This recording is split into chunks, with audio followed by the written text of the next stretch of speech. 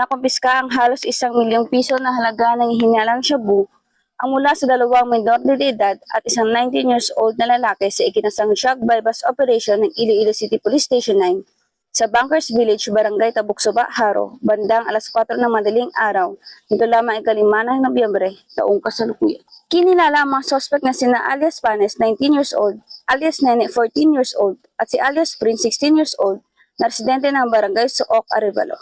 Ayon kay Police Major Eduardo Chacon Jr., hepe ng Iloilo City Police Station 9, dati nang nakulong si Panes sa pagnanakaw ngunit bumalik siya sa iligal na droga matapos makalaya. Dagdag pati Police Major Chacon, maituturing na high-valued individual si Panes dahil sa nakumpiska mula sa kanya na shabu na may kabuoang bigat na 130 gramo. Nakuha ang 8 sachet na hinalang shabu mula kay Panes na may estimated standard drug price na 880,000 pesos. Nasa kusidiya na ng mga kapulisan ang mga suspetsado para sa tamang dokumentasyon at disposisyon at haharap sa kasong paglabag sa RA 9165 o Comprehensive Dangerous Drugs Act of 2002.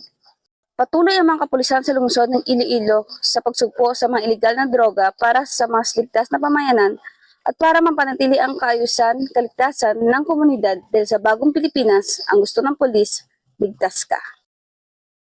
Mula rito sa Police Regional Office 6, ako ang Lieutenant Correspondent, Patrolwoman Nenette Sablon, alagad ng batas, tagataguyod ng Balitang Pulis.